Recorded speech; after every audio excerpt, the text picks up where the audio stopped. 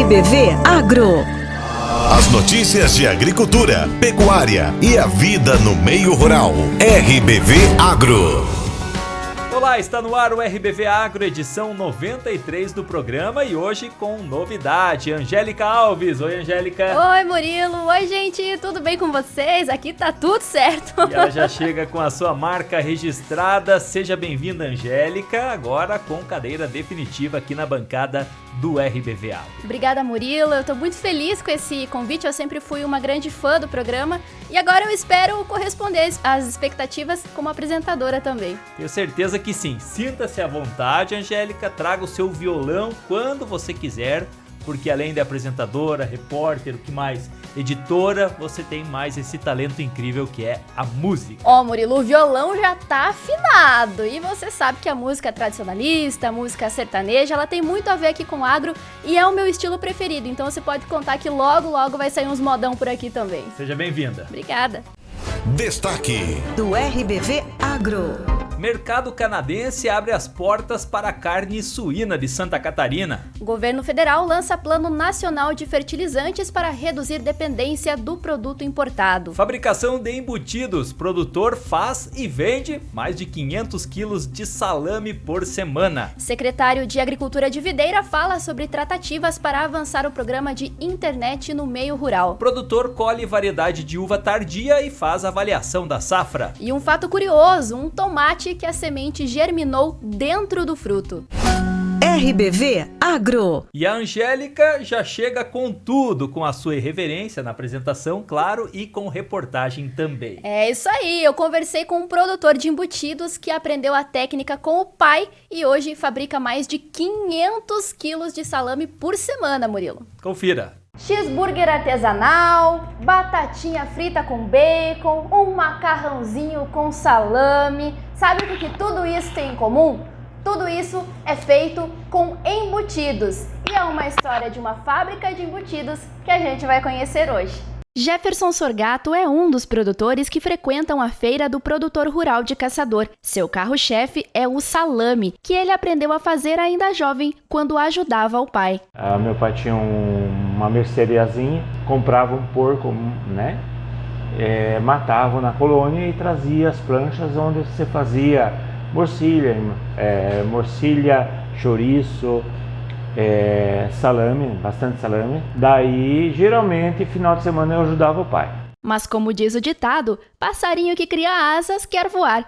Quando moço, Jefferson preferiu trabalhar na cidade ao seguir a carreira do pai. Parti para a vida, trabalhar de funcionário, trabalhar de emprego. Depois de praticamente uns 35 anos, me surgiu a ideia por que não fazer. Aí eu fiz um curso onde eu aprendi a fazer mais coisas, né? Além do salame, já com a ideia e o intuito de fazer embutidos.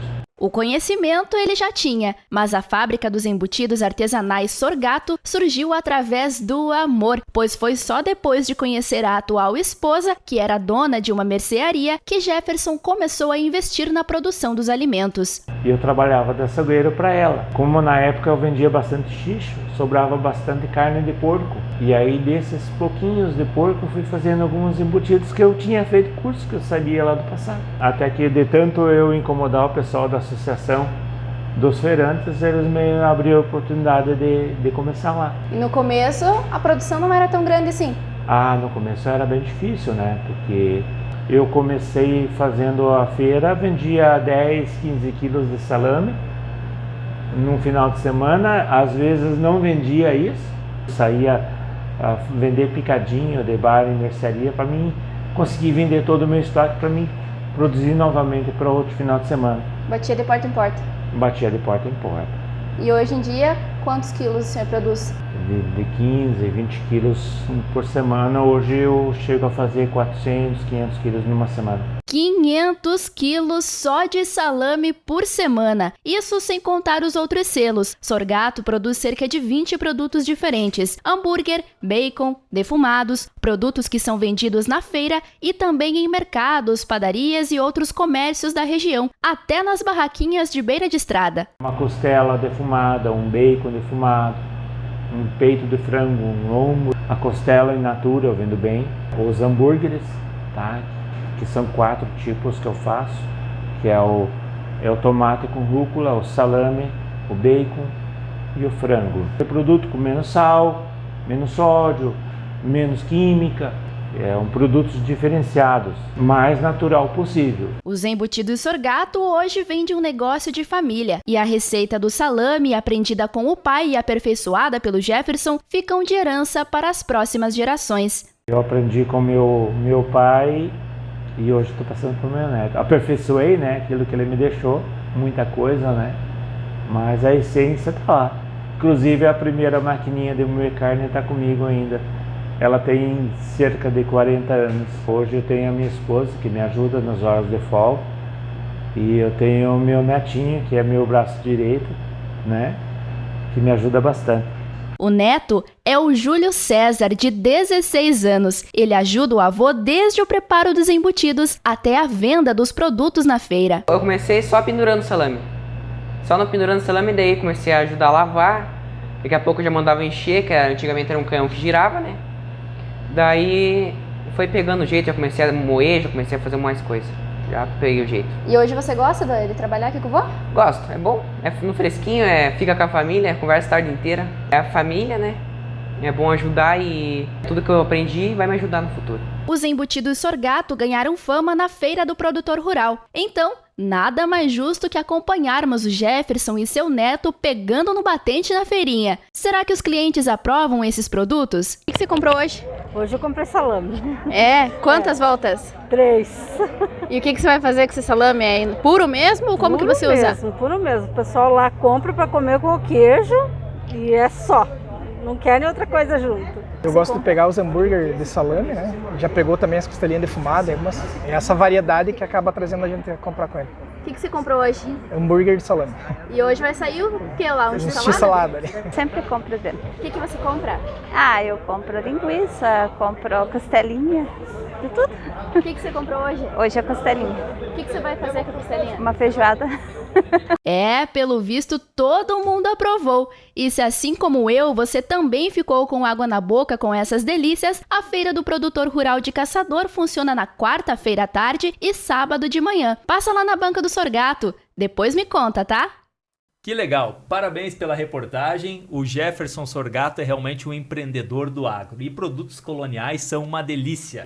Exatamente. Eu quero fazer uma receita ainda para trazer no quadro Água na Boca com esse ingrediente, o salame. Você gosta de salame, Murilo? Gosto sim. Sabe qual salame eu gosto? E eu vou dar uma dica aqui para quem produz. Uma dica grátis. Eu tenho certeza que muita gente concorda. Eu gosto do salame, aquele que sai fácil a casca. Ou sei lá como é que chama aquele negócio que envolve o salame. É isso aí, é verdade mesmo, né? Senão fica a mão engraxando, mas eu não sou fresca não, o importante é saborear.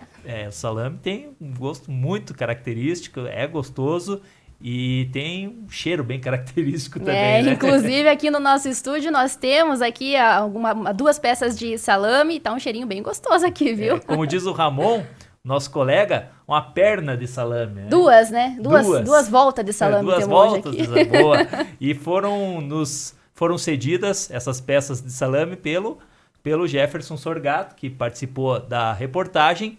E quem está nos vendo pela internet está conferindo aqui que está na bancada do nosso estúdio hoje. E tem torresminho também, vamos saborear depois. Uma delícia. O nosso próximo assunto tem um pouco a ver com salame também, Angélica. E uma boa notícia. O mercado canadense abriu as portas para a carne suína de Santa Catarina. A queda nas exportações para a Rússia pode ser compensada com a abertura do novo mercado. Vamos acompanhar a reportagem de Patrícia Gomes. Santa Catarina é o único estado brasileiro com autorização para exportar carne suína para o Canadá. Isso porque o estado ostenta um status sanitário diferenciado do seu rebanho, considerado livre de febre aftosa sem vacinação. E além disso, junto com o Rio Grande do Sul, é zona livre de peste suína clássica. A notícia foi comemorada até porque as exportações de carne suína catarinense iriam diminuir, já que a Rússia não pode receber produtos em função função da guerra travada contra a Ucrânia. O estado ainda não sabe o volume a ser exportado para este novo mercado. As negociações com agroindústrias catarinenses devem começar a partir de agora, mas a expectativa é que o Canadá absorva pelo menos parte das carnes que deixarão de ir para a Rússia enquanto durar o conflito.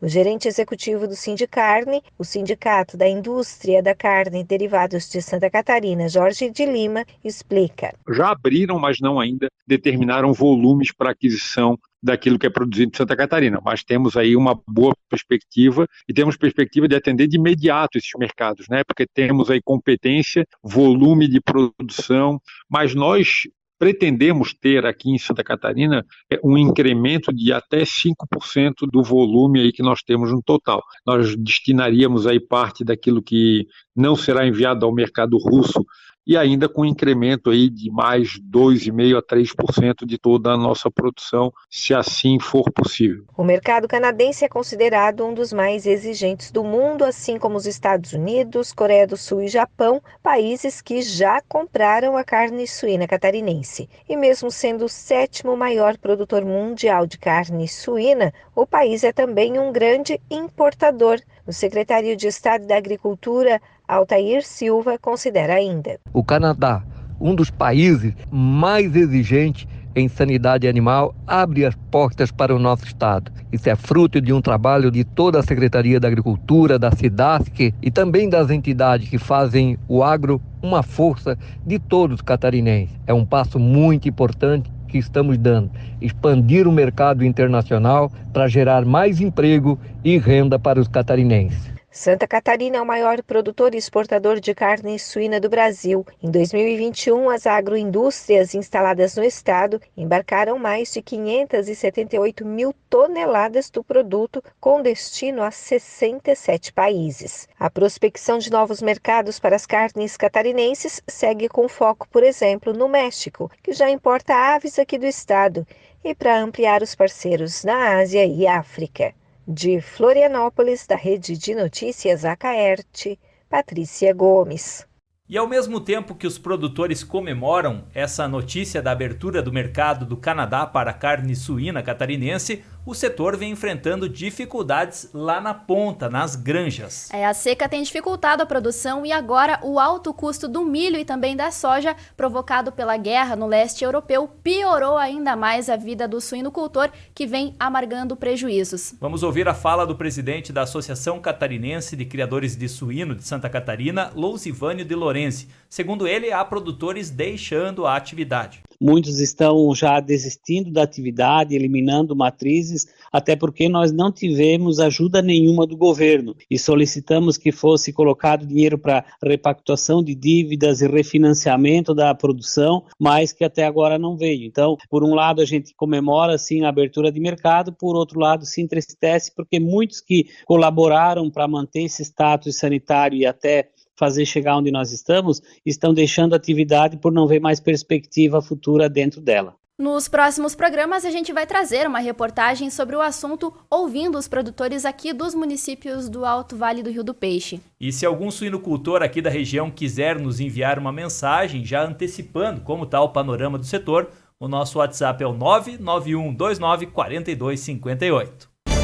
RBV Agro. Governo federal lança Plano Nacional de Fertilizantes para reduzir dependência do produto importado. De Brasília, fala o repórter Elívio Blower. O governo federal lançou o Plano Nacional de Fertilizantes. O objetivo do plano é diminuir a dependência do produtor rural brasileiro do produto importado. Um dos principais exportadores para o Brasil é a Rússia, que está em guerra com a Ucrânia e pode reduzir ou cortar o fornecimento de fertilizantes a qualquer momento. 85% dos fertilizantes utilizados no país são importados. O presidente Jair Bolsonaro falou da importância do governo se antecipar na busca de soluções em relação à falta de fertilizantes. fertilizantes. Uma satisfação que nós apresentamos a todos do Brasil, que um governo, além de um compromisso com a coisa pública, ele busca se antecipar a problemas e buscar soluções. Os fertilizantes são responsáveis por fornecer nutrientes para as plantas, por isso são essenciais para o Brasil, que é o quarto maior produtor mundial de grãos, responsável por 7,8% da produção total mundial. A ministra da Agricultura, Pecuária e Abastecimento, Tereza Cristina, disse que o Brasil precisa de políticas de longo e médio prazo e citou o plano como exemplo. O Brasil é uma potência agroambiental mineral.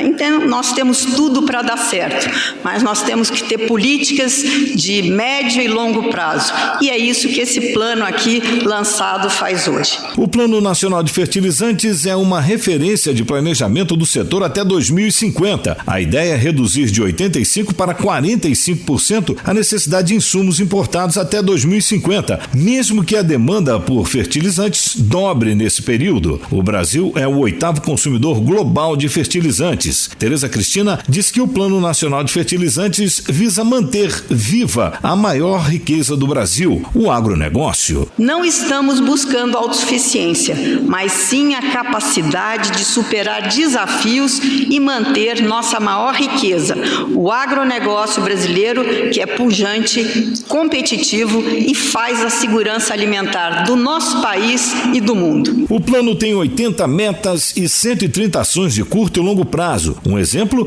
é o mapeamento de obras paralisadas, que uma vez retomadas e concluídas, podem aumentar a produção nacional de fertilizantes. Outras ações são a previsão de investimento na formação e capacitação de profissionais para atuarem no setor de tecnologia de fertilizantes e uma política favorável ao setor para ampliar a produção competitiva de fertilizantes. Essa questão dos fertilizantes ficou muito evidente agora com a guerra e mostrou, de certa forma, uma dependência mundial dos fertilizantes produzidos no leste europeu. E por falar em guerra, o pãozinho e o macarrão, 2 alimentos clássicos da mesa do brasileiro, vão ficar mais caros por causa da guerra na Ucrânia. Acontece que a Rússia é um grande produtor de trigo e com o conflito por lá isso acaba impactando a comercialização de farinha. A previsão é da Associação Brasileira das Indústrias de Biscoitos, Massas Alimentícias, Pães e Bolos Industrializados. O quilo do pão francês, por exemplo, pode aumentar para R$20. É quase o dobro do valor médio cobrado pelas padarias no começo deste ano. O macarrão, outro produto feito à base de farinha de trigo, também deve ter reajuste de preço já nas próximas semanas. Chegou a hora do nosso intervalo, nós voltamos já com o registro dos recadinhos dos nossos ouvintes e internautas. E mais assuntos importantes ao homem do campo e que interessam também a quem mora na cidade. Produtor colhe variedade de uva tardia e faz avaliação da safra. E um fato curioso, um tomate que a semente germinou dentro do fruto. Voltamos já. RBV Agro. As notícias de agricultura, pecuária e a vida no meio rural. RBV Agro. Acreditar na força do agronegócio brasileiro. Saber da sua importância para o desenvolvimento do nosso país. Acompanhar a sua evolução a cada pôr do sol. E ir mais longe a cada dia.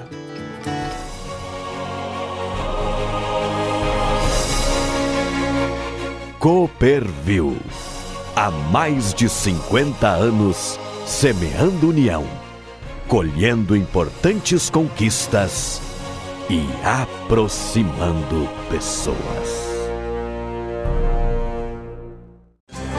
RBV Agro. As notícias de agricultura, pecuária e a vida no meio rural. RBV Agro. Estamos de volta para registrar as participações, as mensagens dos ouvintes e internautas. Nós recebemos uma porção de fotos e fotos lindas de um pomar de caqui na localidade Monte Ibérico, em Videira. Elas foram enviadas pelo Márcio Ogliari e os frutos estão madurinhos. Tem uns que parecem mais firmes, bem alaranjados, e outros mais vermelhos que parecem bem suculentos. Deve estar uma delícia, hein? Olha só, o Márcio mandou fotos também. Quem nos acompanha pela internet tá vendo, do pomar em pleno outono depois da colheita. As folhas ficam bem vermelhas. Que curioso, né? Um espetáculo. Muito bonito mesmo, a natureza sempre nos surpreendendo. Lembrando que o RBV Agro, a gente já fez 2 reportagens aqui sobre caqui.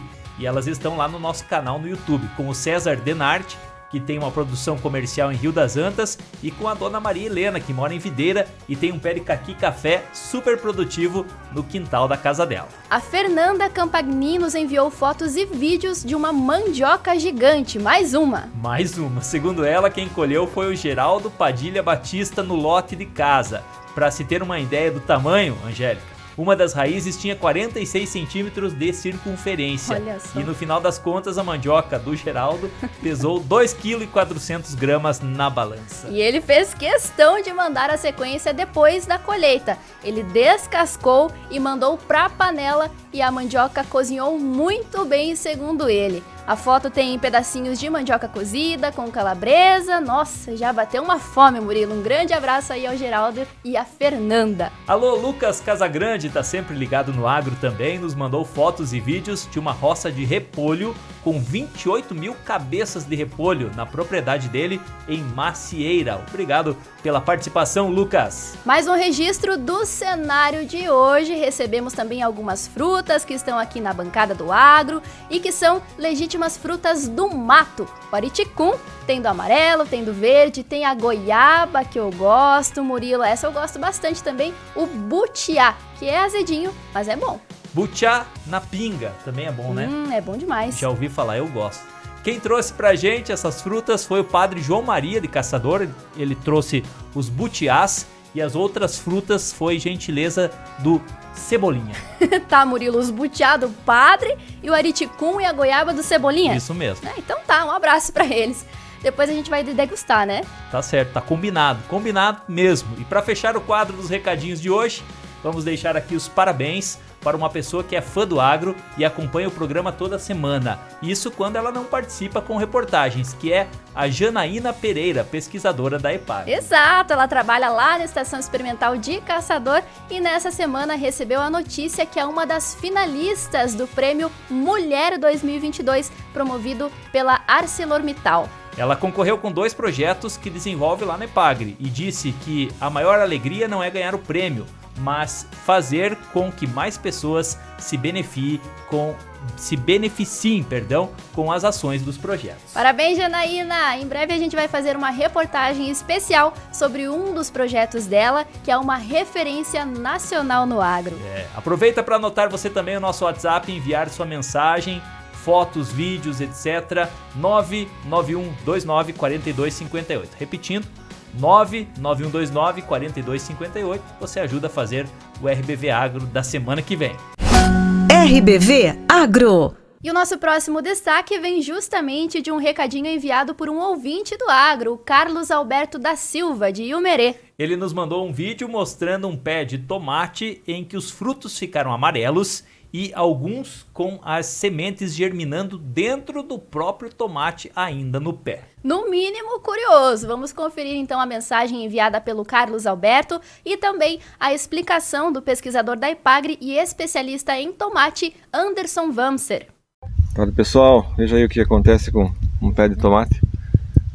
Os frutos ficaram amarelos, não evoluíram para vermelho e alguns frutos já têm a semente germinando dentro do próprio fruto. Talvez seja uma deficiência de algum nutriente, mas é um fato interessante. Com certeza não vai evoluir para maturação.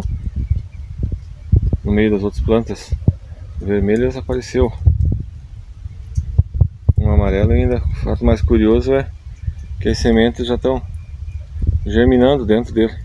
Esse fato curioso que o produtor mostra no vídeo, ele é um distúrbio que raramente acontece no tomate, mas pode acontecer, é que a gente chama de viviparidade. É a germinação da semente ainda dentro do fruto, né? E não só o tomate apresenta esse distúrbio, mas como outras culturas também é muito comum observar isso no morango, as sementes germinando quando elas ainda estão inseridas no fruto do morango, né? E o que provoca essa germinação precoce das sementes ainda no fruto? É a falta de um hormônio do ácido abscísico, também conhecido como ABA. Na verdade, esse hormônio a planta produz justamente para evitar que a semente germine ainda no fruto. Posteriormente, quando o fruto é destacado e as sementes são destacadas, essa concentração desse hormônio se reduz. Quando a gente, por exemplo, semeia a semente, a chuva vai lá e lava as sementes e lava esse hormônio aí que está próximo da semente. Então, com essa concentração menor desse hormônio, induz a germinação da semente numa condição, então, que seria adequada ao seu desenvolvimento, ao desenvolvimento de uma nova planta, né? Por isso que a planta faz isso, ela não quer que a semente germine lá dentro do fruto, porque ela está na planta ainda, e se ela germinar ali, ela vai acabar morrendo, né? Outra coisa, esse fenômeno é muito observado quando o fruto tomate está bastante maduro. Então, nessa situação aí, a concentração desses hormônios acabam caindo, né? E muitas vezes a dona de casa aí pode cortar o tomate para preparar uma salada e pode se deparar com uma situação dessa, né? Com as sementes já germinando dentro do fruto. Mas isso ocorre geralmente quando os frutos estão bem maduros, aqueles frutos que estão esquecidos ali na prateleira, isso pode acontecer. Mas geralmente os programas de melhoramento aí trabalham aí com produzir tomates, né? Híbridos de tomate aí que tem uma baixa ocorrência desse distúrbio. Se você tem uma dúvida ou precisa de uma orientação específica aí na sua propriedade, ou então quer sugerir uma reportagem pra gente, vai aí mais uma vez o número do nosso WhatsApp, 99129-4258. Produtores de uva já finalizaram a safra 2021-2022, uns mais cedo, outros mais tarde. A família Frigoto, na linha São Pedro em Caçador, colheu os últimos cachos no último domingo. A colheita de fim de safra foi da variedade Carmen, que é uma uva de maturação mais tardia. A produção foi direto para uma cantina da região para a fabricação de suco e de vinho. O produtor Fabrício Frigoto fez uma avaliação dessa safra da uva que teve forte influência no fator climático. Então, o nosso maior problema na safra 2021-2022 foi na época da floração, a época em que a parreira videira precisava de sol e o tempo fez em mais ou menos 15 a 20 dias de tempo úmido e chuvoso, dificultando os tratamentos, os defensivos agrícolas e principalmente dificultando para que a planta desenvolvesse um cacho perfeito. Deu bastante cacho, porém um cacho muito ralo, com poucas bagas, o grão. Então isso foi nosso maior problema na safra 2021 e 2022. E consequentemente também as doenças da videiras, o íldio e o míldio. Então essas são doenças que atacam com a umidade do ar. Temos um controle semanal referente a essas doenças da videira, Porém, este ano com as fortes chuvas no início da floração, lá em outubro, dificultou um pouco para o controle das doenças, o míldio e o íldio. Porém, a estiagem que deu não prejudicou tanto quanto as chuvas no início da floração. Então, para a gente, a chuva prejudicou mais do que a grande estiagem que teve. Com a má formação dos cachos, a qualidade também interferiu e, consequentemente, a quantidade também. Na variedade da Isabel precoce, ocorreu normalmente, um pouco a menos abaixo a produção. Já na uva Bordeaux, teve uma queda de produção mais ou menos de 90%. Na Isabel comum, a queda foi mais ou menos de 40% a queda. E a uva Carmen, ela teve uma média mais ou menos boa, pois como ela é uma uva mais tardia, ela é a última uva que produz, ela brota por último e, consequentemente, o período de floração ficou na época da estiagem, ela pôde se formar melhor, ela teve uma melhor formação dos cachos e, consequentemente, uma melhor qualidade e, assim, uma maior quantidade também. Mas falando de uma forma geral, este ano não foi um ano muito bom para a viticultura, em funções do tempo que não colaborou muito com a mesma. Esperamos que nos próximos anos aí tudo corra da melhor maneira possível e tudo volte ao normal. A nossa maior preocupação para a próxima safra é a falta de fertilizantes e defensivos agrícolas para a nossa produção. A internet vem sendo grande aliada do homem do campo. Por meio da rede mundial de computadores é possível acompanhar o clima, buscar informações com maior rapidez sobre o mercado de preços do agro e tantos outros benefícios que a tecnologia pode oferecer para o produtor rural. Por meio de programa específico em Santa Catarina, o governo do estado vem procurando expandir e melhorar o sinal de internet no meio rural. Em Videira, as tratativas já estão adiantadas e recentemente o secretário de Estado da Agricultura esteve reunido com lideranças locais para tratar do assunto. Douglas Alves. Na última semana, a Secretaria Municipal de Agricultura e Meio Ambiente recebeu o secretário estadual da Agricultura em Videira, Altair Silva, que esteve presente no Centro de Inovação para debater sobre a expansão do sinal da internet no interior. Um programa do estado de Santa Catarina chamado Conecta Agro SC. Participaram também deste encontro a vice-prefeita Claudete Vavassori, membros da IPAGRE e SIDASC e outras lideranças. De acordo com o secretário da Agricultura e Meio Ambiente de Videira, João Leandro Locatelli Antunes, já estão sendo realizadas as tratativas necessárias para que Videira possa participar e dar continuidade ao projeto, levando melhores condições de vida às famílias que moram no campo. Uma bastante satisfação, nós recebemos o secretário da Agricultura do Estado, o deputado e também secretário Altair Silva, e nós tivemos reunido com a vice-prefeita, alguns secretários, SIDASC, IPAGRE, para tratar de um assunto bastante importante e pertinente, que é aquela lei aprovada agora, dia 13 de janeiro, é a lei 18.340, onde permite que as operadoras de internet via fibra ótica cheguem nas comunidades rurais através da cedência do espaço onde é da distribuidora, ou seja, da Celesc, até então todas as comunidades rurais. Levantamento, a princípio um levantamento com as operadoras de internet aqui, vamos fazer esse levantamento para ver onde tem os pontos e desses pontos nós levar então a todas as outras comunidades. É claro que é um trabalho moroso, dispendioso, mas que vai chegar no final da conclusão e nós vamos ter então, através dessa lei, através dessa prerrogativa do Estado, de nós então levar a internet a todo o meio rural, não só em Videira, no Estado. Já temos o município de Pinhalzinho também, que tem um projeto piloto e nós temos acompanhado que já está funcionando. E é muito bom salutar, porque veja que o nosso produtor ele também tem que ser inserido nesse mundo digitalizado, porque ele precisa das notas de produtor rural, ele precisa de uma peça, às vezes, via internet, via Mercado Livre, via uma busca rápida em sites, e nós precisamos ter essa atenção com o homem do campo. De acordo com o secretário, já são 1.700 propriedades rurais cadastradas. Então, será um número expressivo que vai se beneficiar com esse serviço. Nós temos hoje 1.700 propriedades rurais, e todas praticamente com bloco de notas. Então, será um número bastante expressivo. Não poderia te dizer quantos, mas a maioria do nosso produtor já está digitalizado, claro que com o sinal, às vezes, precário aí das operadoras fixas, móveis, vamos dizer assim, mas todos eles procuram então esse serviço, e esse serviço inclusive está no plano de ação dessa administração Burger Claudete, e nós vamos atrás desses recursos e vamos viabilizar então para fazer essa chegada da internet ao homem do campo. RBV Agro. Moradores de municípios aqui do Meio Oeste questionaram um produto verde que foi observado nas águas do Rio do Peixe na manhã da quarta-feira desta semana, após as fortes chuvas que ocorreram no início da semana. A Polícia Militar Ambiental colheu o material na barragem de Ibicaré e constatou que não se trata de um produto, e sim de algas. Nesse caso, não foi identificada espuma e a quantidade de algas não prejudica ou polui as águas do rio, que está com a vazão elevada pela quantidade de chuvas, afirmou a corporação. As algas são fundamentais para a manutenção da vida na Terra porque liberam grande quantidade de oxigênio para a atmosfera. Apesar de algumas delas se parecerem com plantas, as algas não apresentam folhas, caules ou raízes.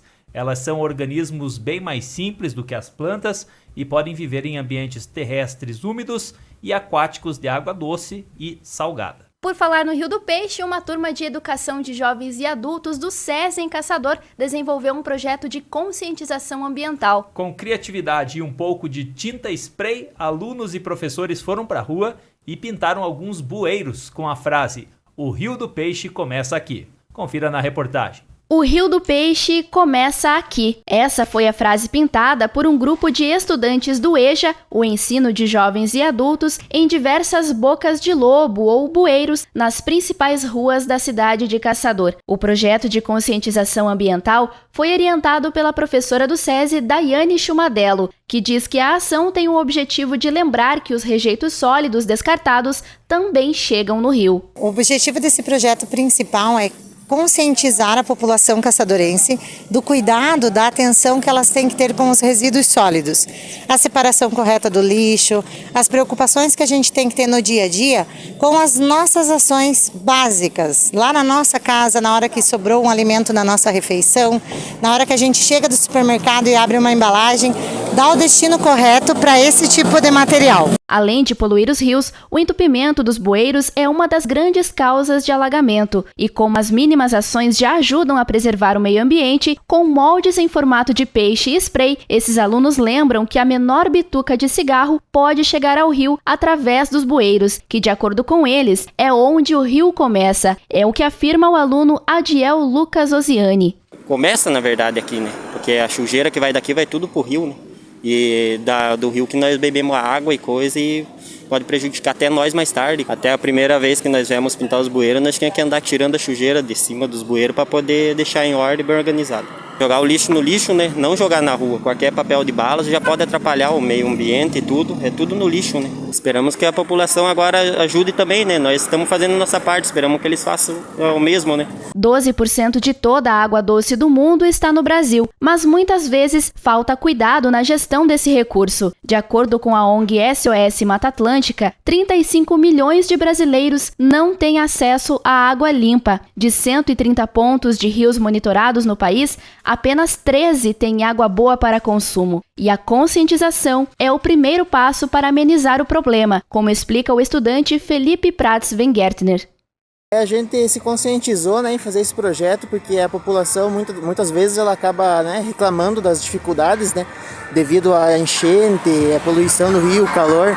E muitas dessas ações que a gente toma, né, por exemplo, jogar um lixo na rua, ou às vezes não fazer a seleção correta do lixo, né, acaba contribuindo para que essas ocasiões aconteçam, né, enchentes. Então a gente decidiu fazer, né, pintar os bueiros, conscientizando a população, né, de que por meio do bueiro, né, o Rio do Peixe ele pode ser poluído, mas também como ele pode ser cuidado, né? Então depende das nossas atitudes para que essas consequências possam ser diminuídas. Nós começamos o programa com a Angélica e terminamos com ela também. Parabéns pela reportagem. Obrigada, Murilo. É uma reportagem bastante importante aí, falar da conscientização das águas, dos nossos rios que passam aí pela região. Nós falamos assuntos de agricultura e também assuntos do meio ambiente, sempre aqui no nosso programa, que está encerrando esta edição, desejando a todos um bom final de semana. Muito obrigada a todos que nos acompanham pelo rádio, pelas redes sociais. Um bom final de semana a todos e até semana que vem. Na semana que vem nós estaremos ao vivo na Expo Caçador 88 anos, que também tem feira agropecuária. Estaremos por lá trazendo os destaques do agro, enfim, fazendo a cobertura do evento Encontro Marcado. A gente conta com a audiência de todos vocês. RBV Agro. As notícias de agricultura, pecuária e a vida no meio rural. RBV Agro.